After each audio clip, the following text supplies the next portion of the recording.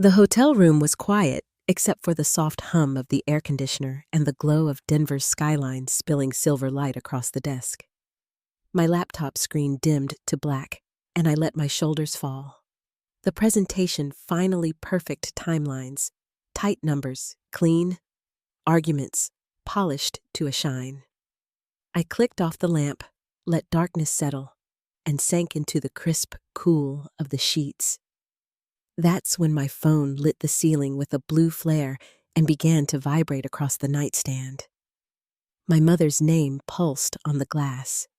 Her sobbing came first, wet uncontained, the sound of a dam breaking. "Stephanie, honey, your grandfather. It's a stroke. They don't know if—" The rest shattered into gasps. Behind her, a monitor beeped in fast, panicked bursts. My heart shot into my throat like a fist. I sat up so fast the sheets tangled around my legs. "What hospital? Where are you?" My voice came out sharp and unfamiliar. "Memorial." She choked. "They said to prepare for the worst. He's asking for you. Please just come." The beeping sped footsteps clacked, and then the line went dead.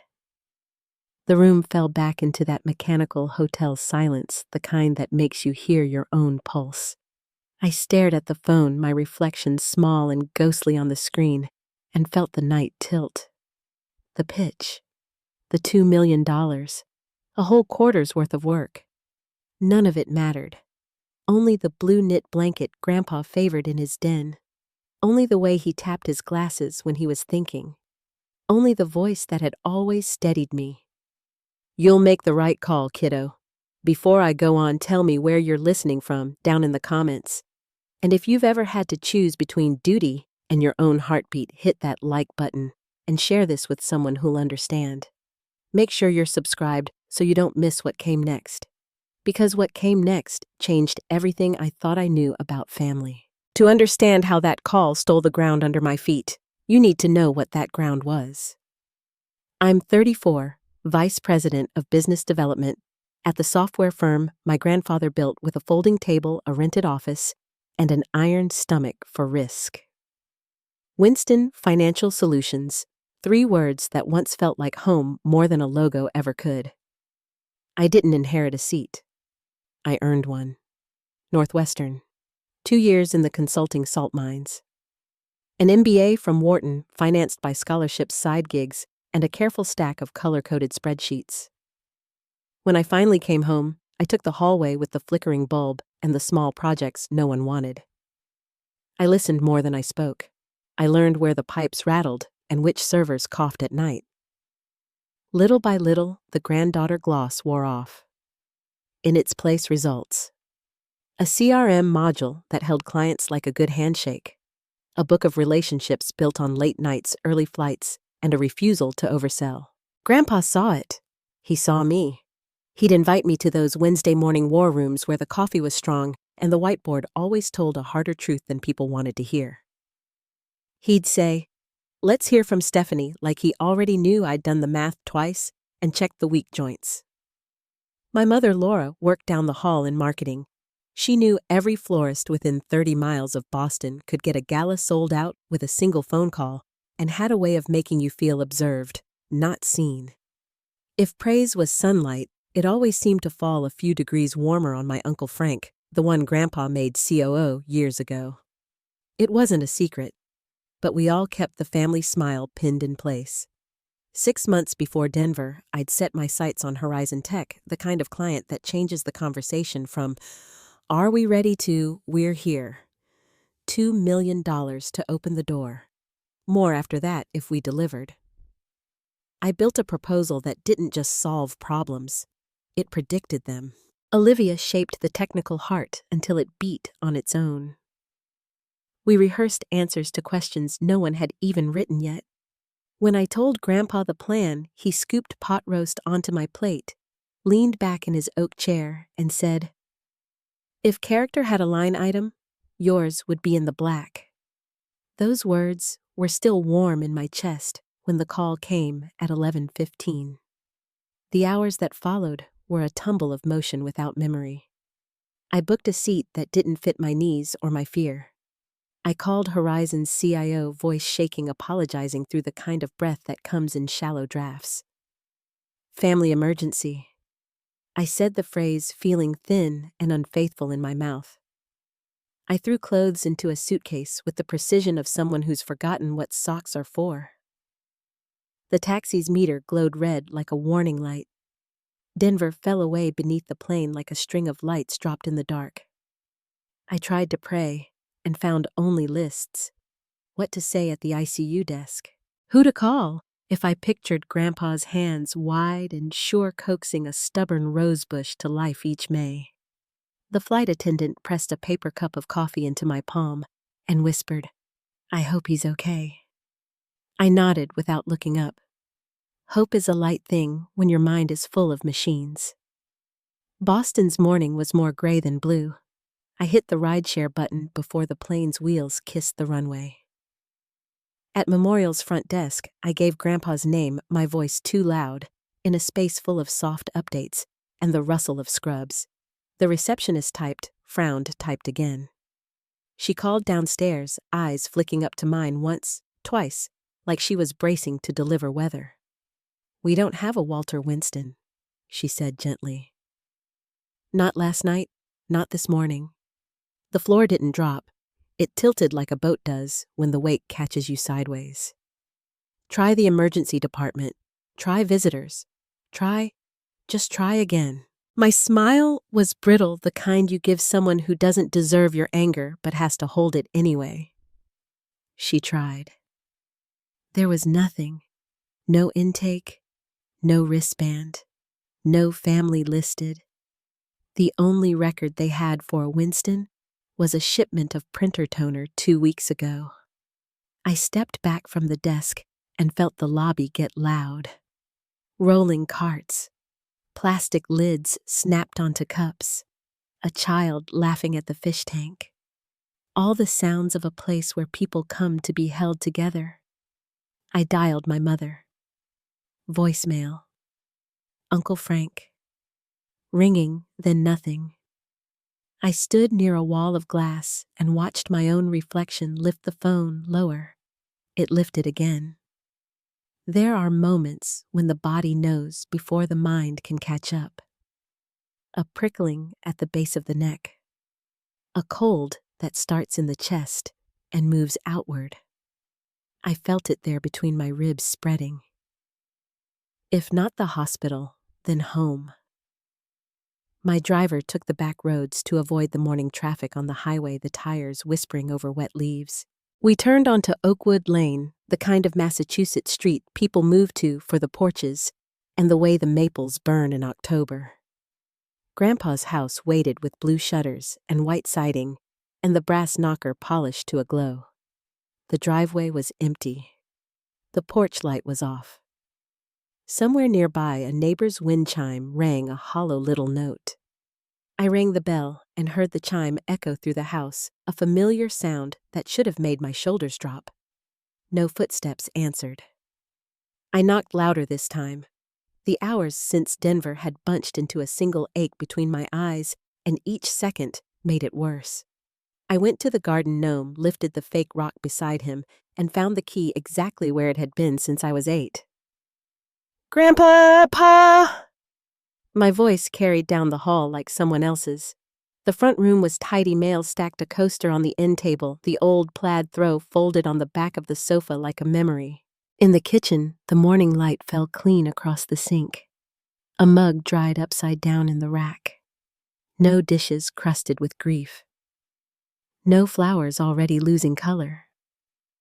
In the living room, his reading chair waited with a book open, glasses resting on its spine. The house smelled faintly of coffee and rose fertilizer. A flicker of movement flashed at the corner of my vision. Through the back window, I saw a hat brim moving by the rose garden. I pushed open the door and stepped onto the stone path. Damp air woke my face. Grandpa was kneeling by his Queen Elizabeth, pruning shears in a gloved hand. He wore that old canvas hat with the frayed brim, the one he called Lucky. because it kept sun and foolishness off his head. He looked up and his face folded into surprised delight. "Stephanie, what are you doing here? Aren't you in Denver?" For a second, my body obeyed the script it had rehearsed for hours. The hug, the tears, the urgent look for bruises, tubes anything to say the night was real. Then his eyes, bright and untroubled, met mine. The shears clicked once, clean through a spent bloom.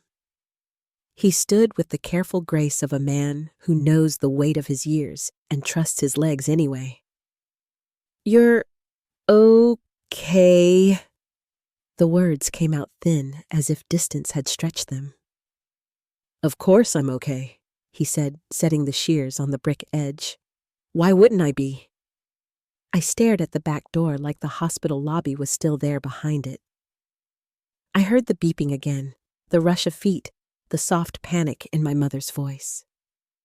I heard the way "prepare for the worst" had opened something cold in me and left it there, and the space between that sound and the sight of my grandfather's steady hands was where my stomach turned. "Mom called," I said, though my voice felt like I was borrowing it. She said you collapsed, that you were at Memorial, that the doctors—" The sentence trailed off because there is only so much unreality you can pour into daylight before it spills. Grandpa's brows drew into a question. He took me by the elbow and guided me into the kitchen like I was the one who'd had a stroke. "Sit, kiddo. Water first, answer second." The glass was cool in my hand. The refrigerator motor kicked on and hummed like an old friend. He dialed my uncle, put the phone on speaker. Frank answered on the second ring, relief immediate and sharp. "Dad, thank God, have you heard from Stephanie? Horizon's been calling." "Her presentation. She's here," Grandpa said, voice flat in that particular way he used when someone had changed a truth without asking. "And apparently, Laura told her I was dying." Silence stretched. Then Frank's voice dropped all the way into the part of a person that only shows itself when something breaks. What I watched the second hand sweep the clock. One tick for every moment I had spent in a hospital lobby asking for a man who was pruning roses. One tick for every mile I had flown while my future sat in a conference room chair with an empty seat beside it. One tick for every time I had believed my mother's voice without evidence. "I'm going to call her," Frank said quickly. Then another voice in the background, muffled, urgent. "Hold on. The bank is—" He came back, breath shorter. "I just got a call. There was a transfer from the operating account last night. 2 million. The number landed in the room like a piece of dark furniture no one remembered buying. My mouth went dry. 2 million. The exact amount of Horizon's initial contract. The presentation. The midnight call. The beep that had sounded so real, I could still hear it in the bones around my ears. Grandpa set his hand over mine before I dropped the glass. I didn't have proof yet. I didn't have the emails or the timestamps or a room full of agents to draw lines on a screen. What I did have was a sudden stillness, like the calm that settles over a lake when the wind stops and the surface becomes a mirror. In that mirror, I saw my mother's eyes at the last promotion party, wide, bright, and too sharp. I saw how she'd tilted her head when she asked about my Denver schedule. I saw the way she'd finally started saying I was really coming into my own, as if the compliment were a coin pressed into a child's palm for good behavior. Stephanie, Grandpa asked softly. I looked at him, at the man who taught me compound interest with a mason jar of quarters, and understood that love can be the tool and the weapon depending on who reaches for it. The morning light fell across the oak table in bands, as if some invisible set of blinds had been pulled down on the day. My phone lay face up on the table. Horizon's meeting time had passed. My mother's number sat 2 calls worth of unanswered on the screen. My uncle's breath scratched at the edge of the line. "Frank," I said, finally hearing my voice steady as if my spine had found itself again. "Lock the accounts. Call security. I'm on my way in." And then I did something I didn't expect. I reached for the back door and let the cool air meet my face. Grandpa's roses breathed out a faint, clean sweetness. Somewhere down the street, a dog barked twice and fell quiet. I stood on the threshold, the house behind me, the garden ahead, and felt the first shape of a truth I wanted to refuse. I was not rushing to a hospital anymore. I was stepping into a different kind of emergency. The kind that starts with a phone call meant to move you off the board. I glanced at the pathstones, at the way they fit neatly despite their uneven edges, and realized I'd been placed exactly where someone wanted me. Far from Denver. Far from my laptop. Far from my life as I knew it. I slipped my phone into my pocket and closed the door with care so quiet that the latch hardly sounded. On the kitchen table, the glass of water left a round, shining ring.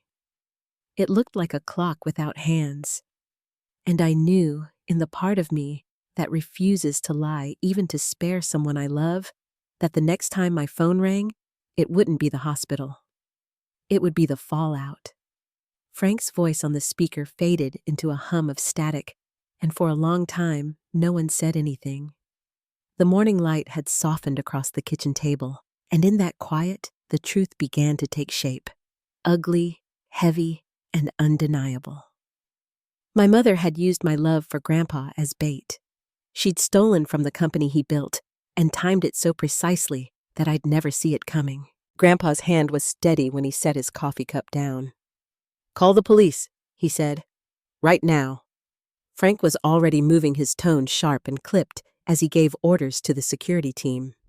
I sat still watching the condensation bead down my untouched glass of water. The air smelled faintly of roses and fresh soil from the garden, but the world I'd known felt as if it had tilted off its axis. I thought of her voice the night before, the tremor in it, the sound of machines in the background. She hadn't just lied. She had staged a performance so convincing that I'd abandoned everything without question. When Frank arrived 20 minutes later, his tie hung loose, and the skin around his eyes looked bruised from lack of sleep. He set his briefcase on the table, pulled out a folder, and said quietly, "The bank confirmed it. The transfer happened at 11:30 last night. The authorization came from your login, Steph." My name landed like a weight. I opened my laptop with shaking fingers and logged into the company portal. The trail was there, an approved transfer, a digital signature, all of it tied to my credentials. I stared at the numbers on the screen until they blurred. "She used me," I whispered. "She must have cloned my access." Grandpa leaned forward. "We'll fix it, but first we need to report it. This is fraud on a federal level." When the local police arrived, the sight of their dark uniforms in Grandpa's living room made the air feel too small. They listened, took notes, and made calls until a quiet knock came at the door. 2 agents from the Boston field office stepped inside, one tall and soft-spoken, the other older, with short gray hair and a gaze that didn't miss much. "I'm Special Agent Daniels," the woman said. "This is Agent Rodriguez. We'll be taking the lead."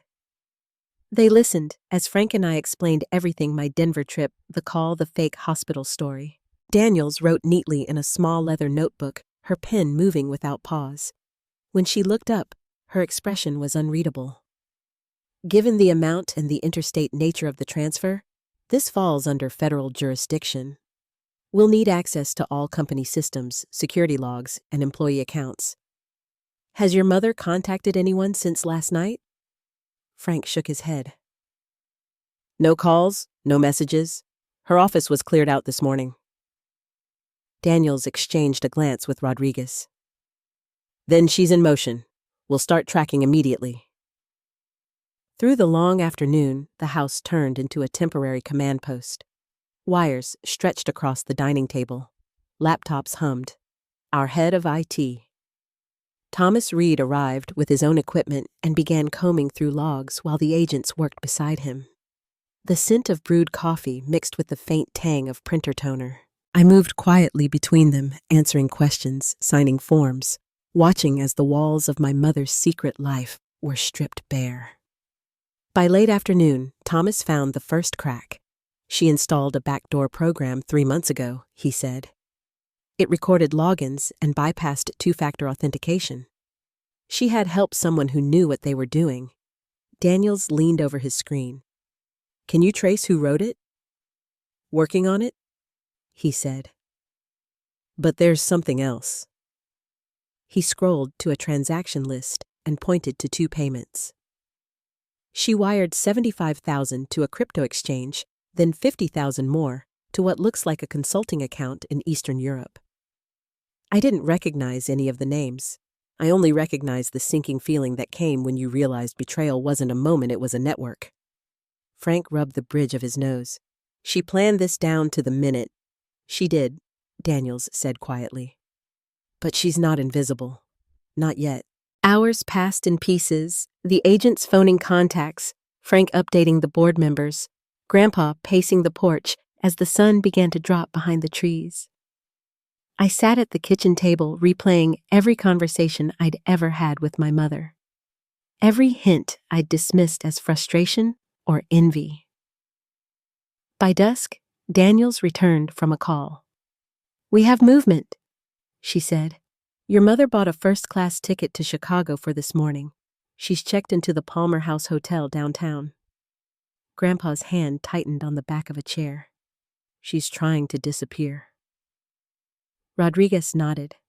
The Cayman Islands are a common destination for money like this. We believe she planned to leave from O'Hare.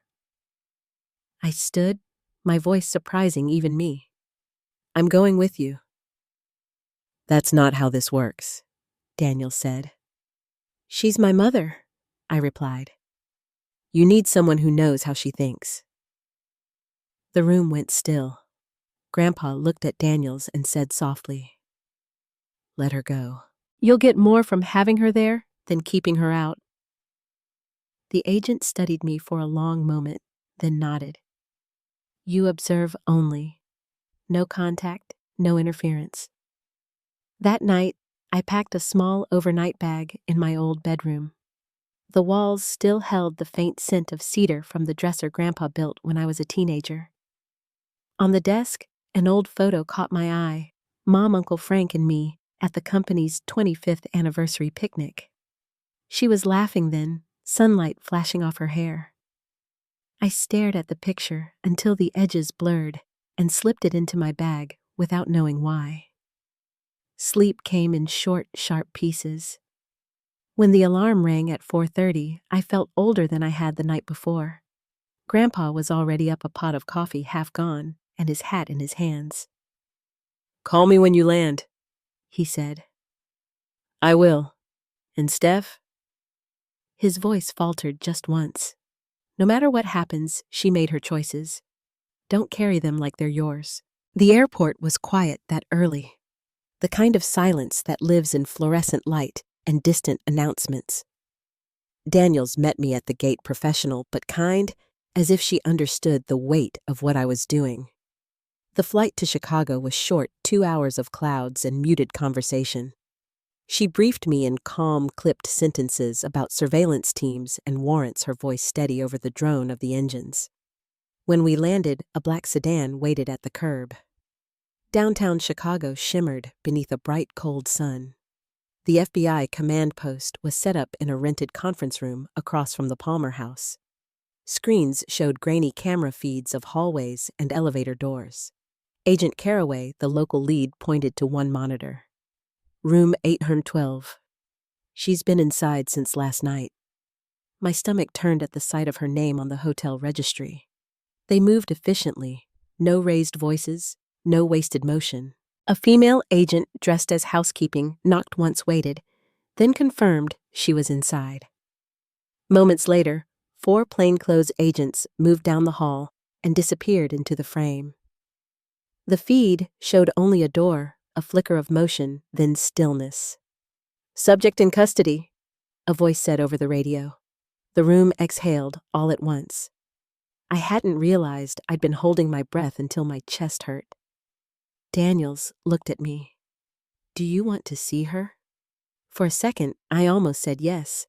I imagined her sitting on the edge of a hotel bed, her suitcase open, passports laid out, thinking she still had time. But what would I say that wouldn't shatter me? "No," I said quietly. "Not yet." They processed her through the field office while other agents opened her safe deposit box at a nearby bank. 200,000 in cash, 3 fake passports, USB drives labeled in neat handwriting. Daniels placed a small evidence bag on the table in front of me later that afternoon. Inside was a gold bracelet, my college graduation gift from her. She'd pawned the real one years ago. This was the copy she'd worn to keep up appearances. "Do you want to keep it?" she asked. I shook my head.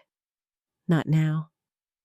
As the team prepared her transfer back to Boston, I stepped into the hallway for air.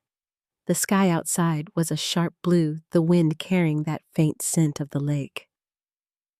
I called Grandpa. "They have her," I said.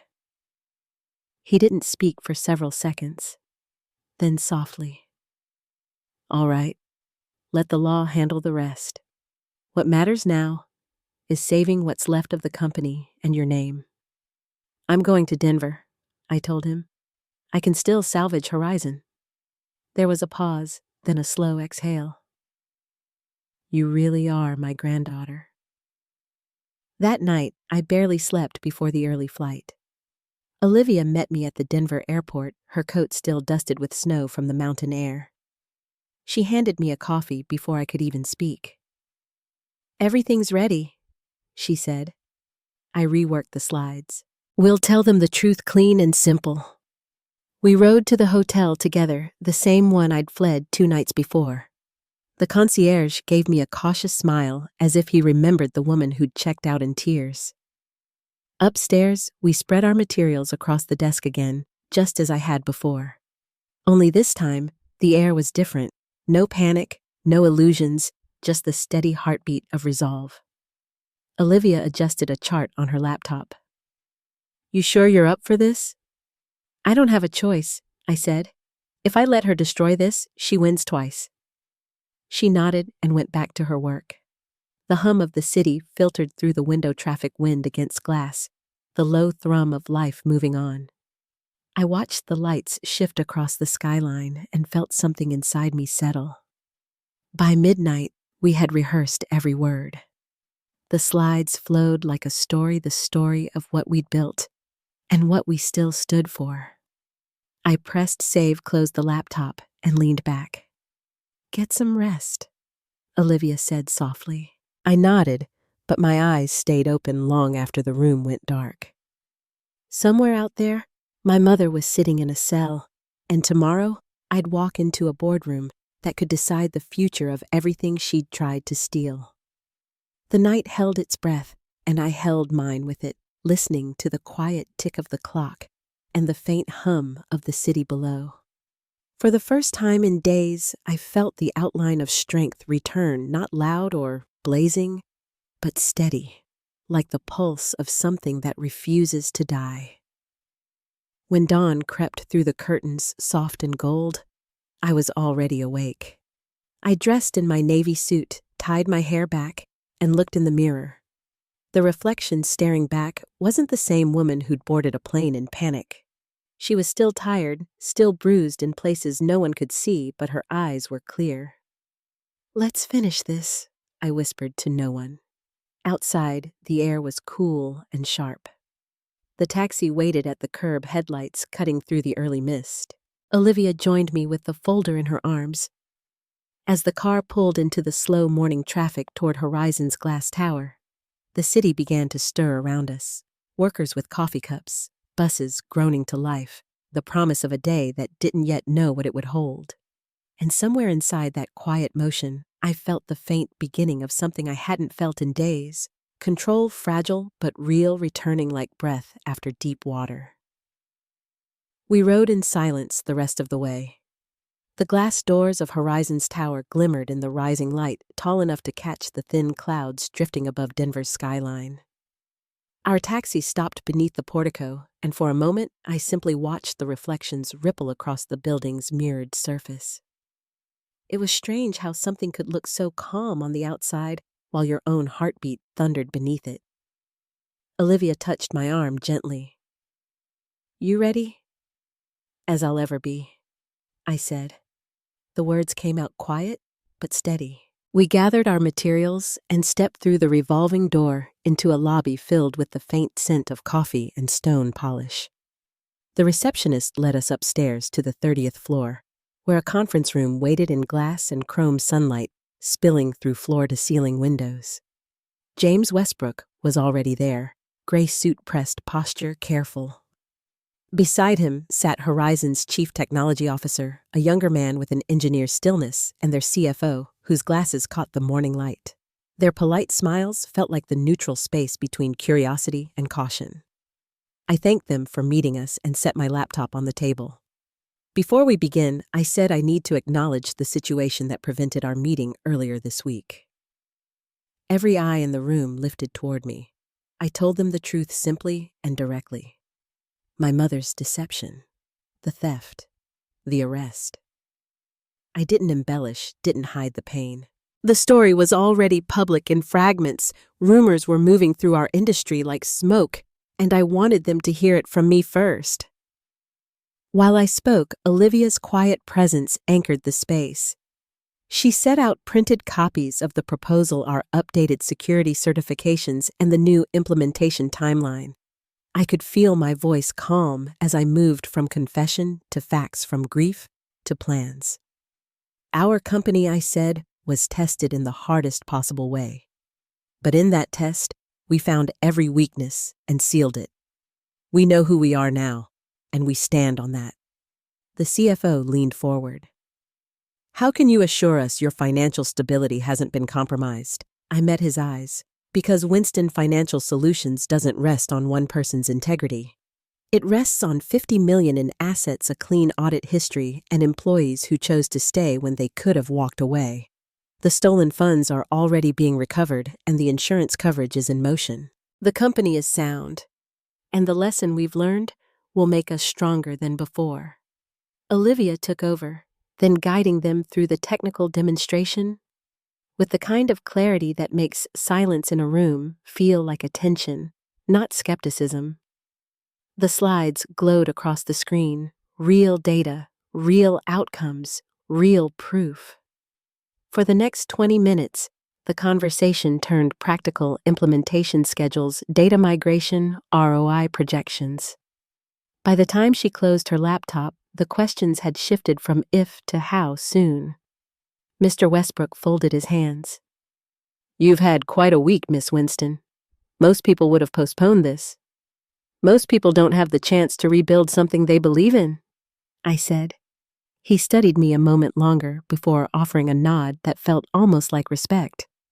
"We'll be in touch soon." When we left the room, I felt drained yet lighter, like the first deep breath after a storm. In the lobby, we passed a group of employees in conversation, laughter rising like a normal day.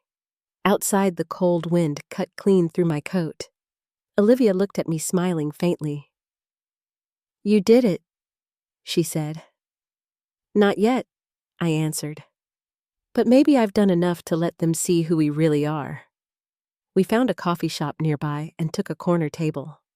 The smell of roasted beans and sugar was almost comforting. I sent a message to Grandpa, letting him know the meeting had gone smoothly. He replied within minutes, "Proud of you. Whatever happens next, remember that." For the first time since that night in Denver, I let myself stop moving. The adrenaline drained slowly, leaving behind the ache of everything I hadn't processed, the fear, the betrayal, the exhaustion. I wrapped my hands around the warm cup and stared out the window at the city waking up. Olivia tapped her phone, scanning her inbox. "We'll hear soon," she said. They wouldn't ask for so many follow-ups otherwise. I nodded, but didn't answer. Some part of me knew she was right, yet I'd learned not to trust the space between hope and outcome. I sipped the coffee, tasting nothing, and let the silence stretch. When my phone rang an hour later, I recognized the number immediately. Miss Winston James Westbrook said, "Our team had another meeting this morning. Could you come back to the office at 11? We have a few final questions." "Of course," I said, keeping my voice even. After we hung up, Olivia's eyebrows lifted. "They wouldn't call you back for nothing." I wanted to believe that, but belief felt fragile, like glass still cooling from the fire. At 11, we stood again in that gleaming lobby. This time, the receptionist's smile was warmer. She led us to a different conference room, larger with more people inside. Westbrook greeted us at the door, and something in his expression softened. "Thank you for coming," he said. "Please sit." The CTO glanced at his notes, then back at me. "We reviewed your revised proposal," he began, "and we've decided to proceed with Winston Financial Solutions as our implementation partner." For a heartbeat, the words didn't register. Then they did, and the air left my lungs all at once. Olivia's smile bloomed across the table, small, but unmistakably proud. Westbrook continued, "We're expanding the scope beyond the Denver headquarters. We'd like your system installed across all North American branches." I opened the folder he slid toward me. The number on the first page was larger than before, 3.5 million. He spoke quietly. "You earned this, Miss Winston. Not because of sympathy, but because you showed what resilience looks like in real time. That's the kind of partner we want." My hands trembled slightly as I signed the preliminary agreement. It wasn't triumph. I felt it was relief, steady and deep, like water finally finding level ground. When we left the building, the sky had brightened to a pale blue. The wind off the Rockies carried the scent of snow somewhere distant. Olivia laughed under her breath. 3.5 million, she said. "You realize what this means I did. It meant the company would survive. It meant the damage my mother caused would not define us. And it meant I could finally stop running from the echo of her choices." We walked down the busy street, the sound of traffic wrapping around us like ordinary life. I called Grandpa, and when he answered, his voice held a mix of disbelief and pride. "We got it," I said. "All of it." For a moment, he said nothing. Then I heard a quiet exhale. "I knew you would. Tell Olivia, thank you from me. And come home. We have work to do." Back at the hotel, I stood by the window watching the city fade into afternoon light. People hurried across crosswalks below, jackets fluttering in the wind, all of them moving towards something that belonged to them. I pressed my palm to the cool glass and thought about the line between loss and beginning. The past 72 hours had stripped everything down to the truth, what was stolen, what could be rebuilt, and what would never be the same. Somewhere deep in that realization was a strange calm, like finding the floor after free fall. Olivia packed up her laptop, humming quietly. "You should rest," she said. "We fly home tonight." "I will," I said, though I knew sleep would come slow. That evening, as our plane lifted above Denver, I looked out over the small web of lights below. The world felt vast again. Beside me, Olivia leaned back with her headphones and eyes closed, content in the kind of quiet earned by hard work. I thought of Grandpa waiting at Logan of Frank, pacing the office of the employees who'd spent days in uncertainty. Tomorrow, I would walk back into that building, not as the woman who'd lost everything, but as the one who'd saved it. The seatbelt sign blinked off. I closed my eyes and let the hum of the engines fill the silence. Somewhere below the clouds, justice was beginning to take shape, not in courts or headlines, but in the quiet restoration of what was rightfully ours. And in that quiet, for the first time since the night the phone rang, I felt the sharp edge of fear ease into something softer, resolve, and the first fragile hint of peace. The wheels touched down in Boston just after sunset, and the windows filled with the orange haze of city light. Olivia was still dozing beside me when the landing gear thudded against the runway. For a few seconds, I just sat there, staring at the faint outline of the skyline beyond the wing, the kind of quiet that comes after holding your breath too long. Grandpa was waiting beyond security, his coat collar turned up against the chill. He didn't wave, just smiled the way he always did when words would have felt too heavy. When we reached him, he wrapped me in a hug that lasted longer than I expected. "You did it," he said. "We did it," I answered, glancing toward Olivia, who looked both exhausted and proud. The drive home was mostly silent. The city's hum slipped past the car windows, horns late trains, the rhythm of a world that hadn't stopped, even when ours had almost collapsed. When we pulled into the driveway, the porch light glowed across the familiar white siding. I hadn't realized how much I needed that small, ordinary light until I saw it again. Inside, the house smelled faintly of lemon oil and coffee. Frank was sitting at the kitchen table, sleeves rolled up, a stack of reports in front of him. He rose when he saw me. "You brought it home, Steph," he said softly. "You saved all of us." The words landed somewhere deep. I nodded, not trusting my voice, and he didn't press. That night, after Olivia left for her apartment, Grandpa poured 2 small glasses of bourbon and joined me on the back porch. The air was sharp enough to make the boards creak underfoot. He handed me a glass, his expression thoughtful. "When your grandmother and I started this company, I thought the hardest part would be keeping the doors open," he said. "Turns out, it's keeping the people you love from tearing them down." I didn't answer. I just listened to the slow scrape of his thumb against the rim of the glass. "She'll be charged soon," he continued. "The FBI found more accounts, offshore ones, but that's not your burden. You've done what needed doing." "I know." He studied me a moment. "Then why do you look like you're still carrying it?" I turned toward the yard where the wind moved through the rose bushes like a sigh. "Because I keep wondering what would have happened if I hadn't answered that call," I said quietly. "If I'd let it ring just once more." Grandpa set his glass down on the railing. "You can't rewrite what was done with what-ifs. What matters is what you do now that the truth's on the table." The porch light flickered once, then steadied. I took a slow sip, feeling the warmth rise. "Then I'll rebuild it," I said. "All of it. Not just the business, the trust." He nodded once. "That's exactly what your grandmother would have said." 2 weeks later, I sat at the long mahogany table in the boardroom sunlight, catching the dust motes that drifted lazily between blinds. The Horizon contract lay open in front of me, signed and sealed. Olivia sat at my right, Frank at my left, and across from us, the department heads waited for direction. It wasn't a triumphant meeting. It was quieter than that, an unspoken promise of repair. I outlined the new structure, new controls, new protocols.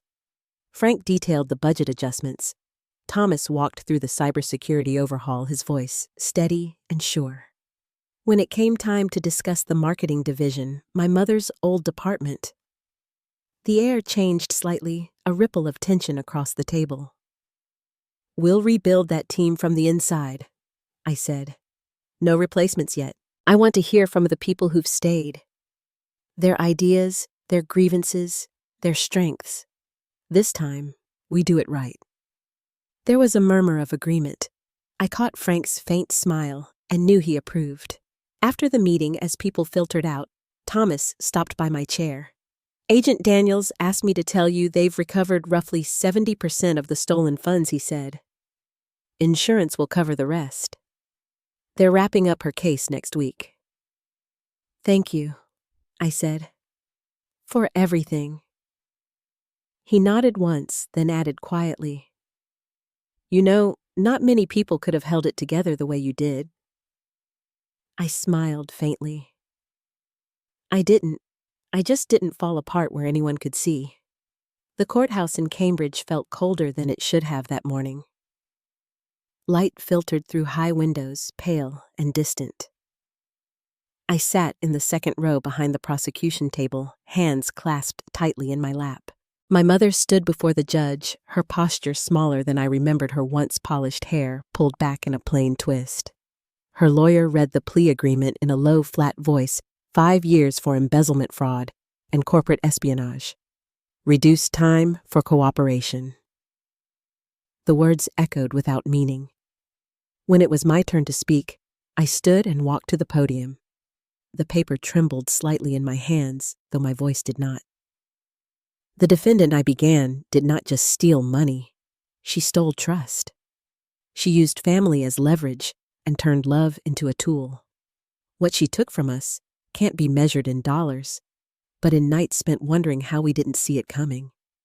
I looked toward her. She didn't meet my eyes. The financial damage will heal. The emotional damage will take longer. But we'll rebuild what she tried to destroy, because that's what this family does. We build. When I finished, the judge gave a brief nod of acknowledgement, his expression unreadable. I returned to my seat, the sound of the gavel striking wood following me like a closing door. Outside, the winter wind rushed down the courthouse steps sharp against my skin. Frank placed a hand on my shoulder. "It's done," he said. I nodded, though the word didn't feel final. Not yet. In the weeks that followed, the company hummed back to life. The Horizon project moved ahead smoothly, deadlines met and exceeded. Employees who'd once whispered in corners now stopped by my office with ideas, not fears. The halls felt lighter, steadier. Late one afternoon, I stood by the window of my new office, the one that had once belonged to my grandfather, watching a light snow fall over the parking lot. Grandpa came in quietly, setting a file on my desk. "Board voted this morning," he said. "They're making it official." I looked down at the papers, my promotion to executive vice president. My name printed neatly beneath his. He smiled at my expression. "Don't look so surprised. You earned it twice over." I set the file aside. "Thank you," I said, meaning more than the title itself. He studied me for a moment. "You know, when I built this place, I used to think legacy was about what you leave behind. But it isn't. It's who you leave it with." The words lingered even after he left. Outside, the snowfall thickened, softening the edges of everything it touched. That evening, the office emptied one by one until the building went quiet. I walked through the empty corridors, lights dimmed to a soft glow. The framed photos along the walls, old product launches, company picnics, the 25th anniversary gala seemed to whisper reminders of everything that had survived. In the marketing wing, I paused at my mother's old door. The nameplate was gone, the glass polished clean. Through the window, I could see the faint outline of her desk, now bare except for a small stack of folders. I stood there for a long moment before turning off the light. Outside, the parking lot gleamed with a thin sheen of snow. My reflection caught in the glass as I walked past, faint but steady. At home, I found a letter waiting in the mail, my name written in my mother's familiar script. I carried it to the porch and sat on the steps beneath the porch light. For a while, I just turned it in my hands, the paper soft from its long journey. Then I opened it. Her words were careful, almost fragile. She didn't ask for forgiveness. She didn't defend herself. She wrote about regret, about envy that turned to anger, about watching me rebuild what she had broken, and realizing too late the emptiness of what she'd chased. She ended with one line that stayed with me long after I folded the letter back into its envelope. Your strength shames my weakness. I set the letter beside me and watched the snow fall across the garden. Somewhere beyond the fence, a wind chime moved softly, its notes faint but steady. Inside, the clock struck 9. The company was whole again. The damage had been answered with rebuilding the betrayal with resolve.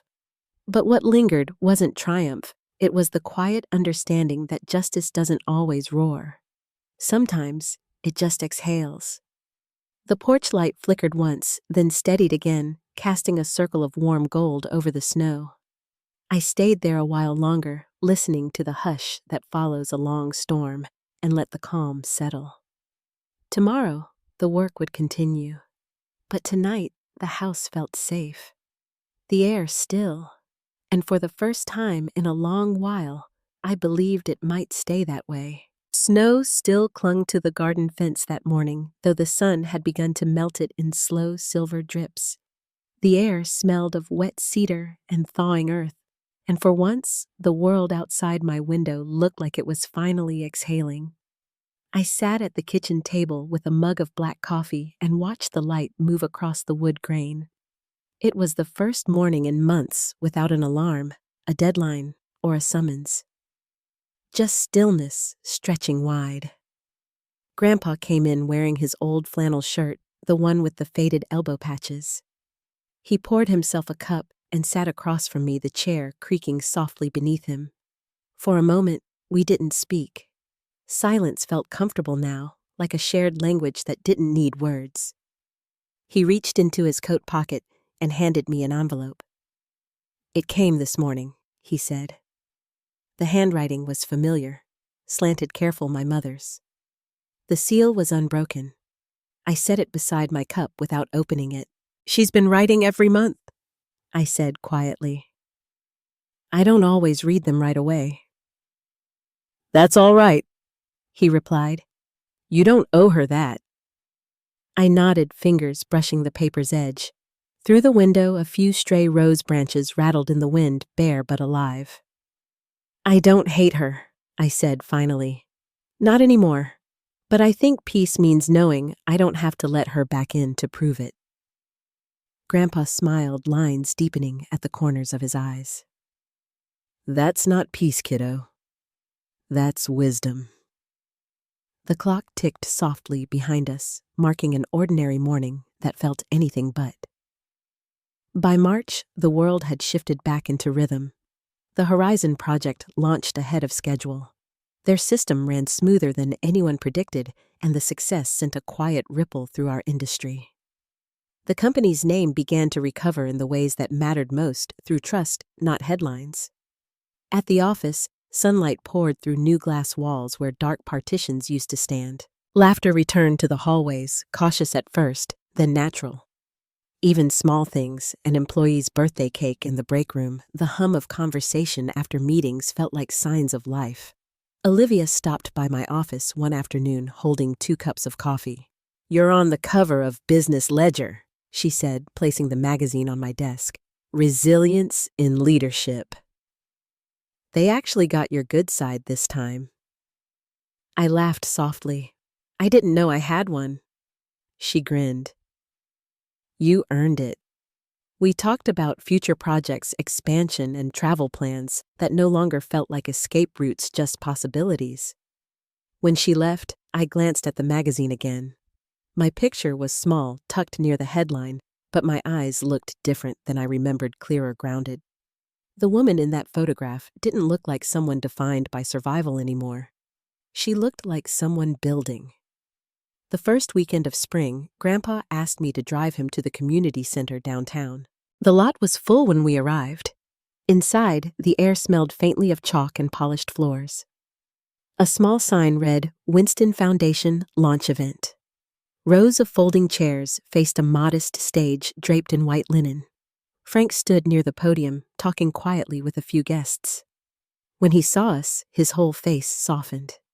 She's finally here, he said, pulling me into a hug that carried years of unspoken gratitude. I hadn't told many people about the foundation yet. It began as a single idea scribbled in my notebook after a long night of mentorship program for women in finance training scholarships and seed funding for those who needed a start. It wasn't just about rebuilding the company's reputation. It was about making sure no one's future could be undone by someone else's choices. When it was time to speak, I walked to the podium, palms cool against the wood. The crowd quieted, employees, clients, students, neighbors, all of them waiting. This company has been through its share of storms, I began, voice steady but soft. But storms don't just destroy. Sometimes they clear the air. They make room for things that needed to grow. I spoke about resilience, about mentorship, about second chances, not as slogans, but as truths I'd lived. I didn't mention my mother, not by name, not by reference. The story didn't need villains anymore. When I stepped away, the applause was gentle, warm, almost shy. Grandpa stood first, clapping once, then again until the room followed. It wasn't the loudness that mattered, it was the sincerity. That evening we stayed after most had gone, packing up brochures and folding chairs. The janitor, an older man with a quiet smile, thanked us for leaving things tidy. When the last of the boxes were loaded into Frank's truck, I stood by the door and looked out over the empty parking lot. The streetlights flickered on, one by one, pools of gold spilling across the asphalt. Grandpa handed me his hat and nodded toward the sky. "Looks like spring's finally decided to stick around," he said. The air had that soft, earthy scent that comes just before rain. A breeze lifted a loose strand of my hair and carried it across my cheek. For the first time in years, I realized I didn't feel afraid of what tomorrow might bring. A few weeks later, I took a Sunday drive out to the coast. The ocean was calm, the waves breaking in slow rhythm against the sand. I parked near a wooden overlook and sat on the bench with my jacket pulled tight. The air tasted of salt and memory. From my bag, I took out the letter I hadn't opened that morning and broke the seal.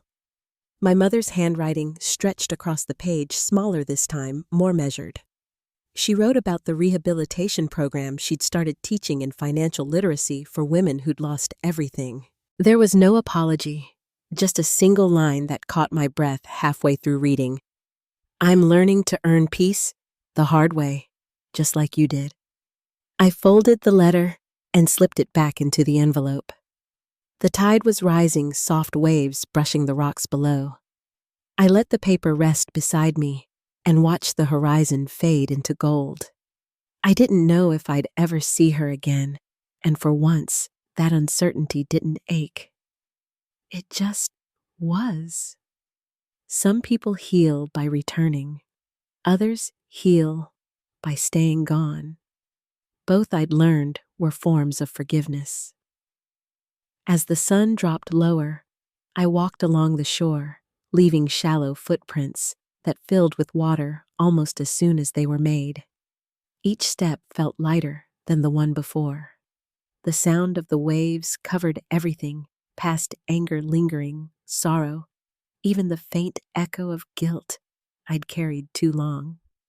At the edge of the beach, I stopped and turned back. The ocean stretched wide and endless, its surface flashing with light. I let the wind move through me and whispered to the air, "We made it." Not to her, not to anyone in particular, just to the part of myself that had waited for this quiet. That night back home, I opened the windows.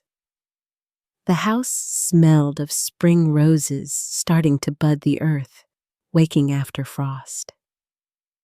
I lit a single candle on the table, its flame steady in the gentle draft. Grandpa was asleep in his chair, the newspaper folded neatly beside him. Everything was still.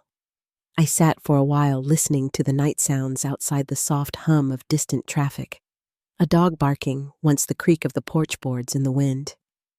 It felt like the world had returned to its natural rhythm, and so had I.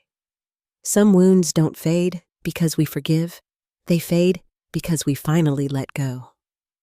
If this story spoke to you, tell me where you're listening from. I'd love to know.